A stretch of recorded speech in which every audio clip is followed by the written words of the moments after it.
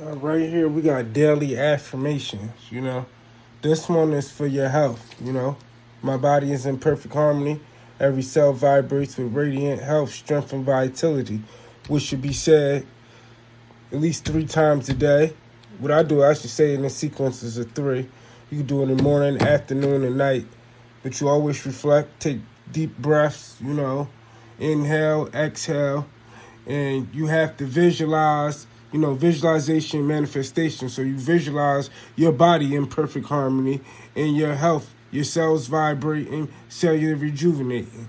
And another key esoteric tool you use, you use Hebraic names and names of God, you know, and you can link them in the 3s too.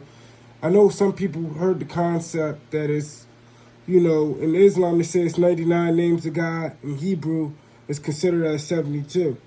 But all of these ones I got out of the greater and lesser keys of Solomon, which are very powerful names when you synchronize them together.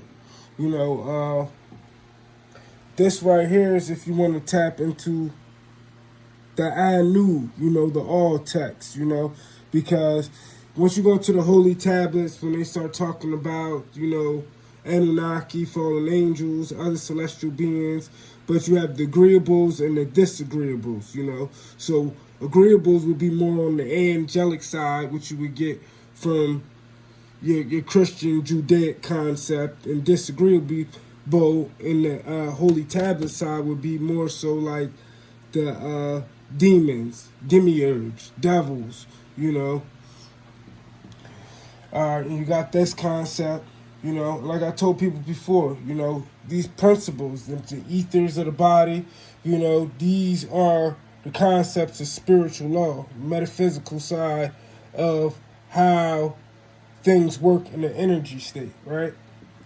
Now, these are concepts that you will follow in the physical state with principles that will govern your life. Like the Messiah said in the Gospel of Thomas, how would you be able to perform the things in which I have? He said, when the two become one, when you can take your thought and your emotion and you can synchronize them as one, visualization, manifestation. You visualize something, your thoughts, and you manifest it through feeling. The key to visualization, manifestation, is to visualize yourself with something, connect the feeling to it as if you already have it. So it's basically synchronizing the subconscious and the conscious mind at the same time. That's where you get this concept, as above, so below, as within, so without. If you ponder on something and you visualize a daydream as if you already have it and feel as though you already have it, that's the I am concept. I am, this is where you go into the concept abracadabra. Abracadabra means I create when I speak. Now, like I said before, everything has the principle of polarity and duality, which refers to the presence of two distant opposite poles or tendencies, often involving the separation of electric charge or the existence of opposing physical properties. So it's two sides to everything. Just like we was talking about, agreeable and disagreeable when you get into the holy tablets, Anunnaki text. But right here, like I said, now this is the duality of abracadabra. Abracadabra means I create when I speak.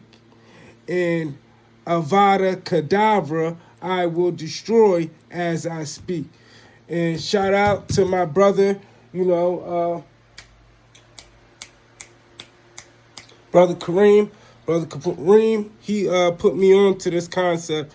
And since he brought this to my attention, I've been putting a lot of thought and energy into it and using it in a different way, with my daily affirmations and rituals. And when I say ritual means that you have the right to something. You have the right to pray. You have the right to send your plot or your plea out, into the universe, to the angels of light. Angels are angels. and entities are energies, as I always say. These angles of light and enlightenment, you know. I don't know if a lot of people heard of the eternal angels, but you got to go into the 10 sephirots of the Hebrew concept of things, and it'll break down. You know, you have Kether, Chokmah, Benai, Gedula, Jebra, Tiferet, Netzach, Had, Yesod, Malkuth. You know, and right here, this is what I'm talking about right here. So you can see. You know, this would be the eternal concept of, you know, eternal angels, which connects different angels. See, you have the crown is Kether, then you have Benai, understanding, and then as you go over here, you see how they all have an angel that are connected to them. This is the concept of the human body, which also correlates with the chakras. You know, I figured out a long time ago that the chakras correlated with this concept, but this is the esoteric, you know, the spiritual knowledge of, you know, how these things synchronize. And like right back over here, now this is where you get into the law and principle of correspondence. You know, 7 hermetic principles. You know, in different cultures, people call things different names. But if you find a consistency and pattern in something, you can find the truth. That's you get this concept, Enoch, Thoth, Hermes. These are considered external deities, but they were all within side of us. You know, Enoch, you know, ether, you know, nitrogen, oxygen, carbon, hydrogen, thought. Hermes, the messenger, the herald of the gods, a person or thing viewed as a sign that something is about to happen. So you have right here, this whole concept is just cause and effect, you know. Thought, energy, Enoch breaks down all the different energy concepts which correlate with the 9 ethers. Then you have thought, you know, and then you have the messenger, you know, to convey the message. But back to here, the duality of this, which is one of the laws of the 7 hermetic principles. See, these are things, mentalism. Mentalism is a form of mental magic that involves mind, reason, psychonesis, thought transference, predicting the future, and other seemingly supernatural features. Principle corresponding, a close similarity, connection, or equivalence. Corresponding. The principle of vibration. Vibrating in general refers to a oscillatory motion or periodic motion of a object around the equilibrium position and can be observed in various forms. Principle of polarity duality, I read that one already. The principle of rhythm, a recurring pattern of sounds or movements found in music, poetry, speech, and even biological functions like heartbeat, and can be described as the pace of something.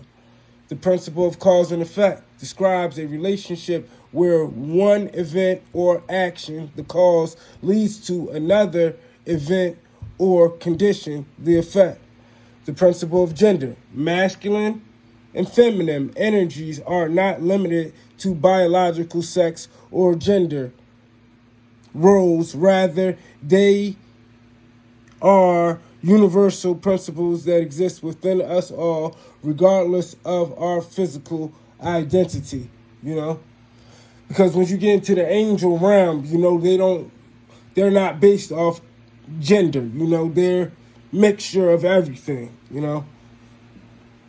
And back to here, you know, these different names and concepts of the Most High. A lot of these names you would never even know are names of God, but they are in Hebrew. You know, you got to remember that where it says Lord at in your Bible, you know, the original names of God were replaced over 6,000 times with Lord, which correlates with Baal, you know? So, remember that, you know?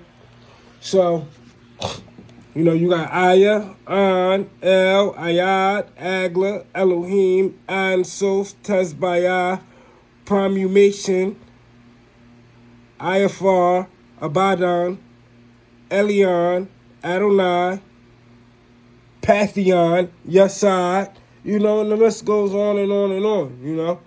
But like I was saying, when you're dealing with a healing concept like this, you would say stuff like, you would take three names of God. I'm going to just give you a prime example. Nun Yad Tet.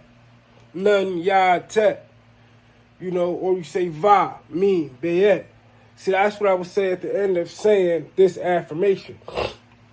An affirmation in any prayer is still considered a spell. Anything you reflect your intentions upon, you know, and you put feeling and emotion to it. When you pray for something, you are thinking of something, you're putting your thought, and then you feel into it. Like, or if you feel in pain or somebody's sick and you want them to get better, you putting that emotion into it. So you're bringing that concept back from the Gospel of Thomas when the two become one. That's your magic. That's your magneticism. That's the metaphysical aspect of as above, so below, as within, so without. Then here you have your Sabbath prayer, you know. So right here, I'm looking at this from an external standpoint, from eternal standpoint, from all the way down to energy and spirit, all the way to the physical, you know, reality of all these things.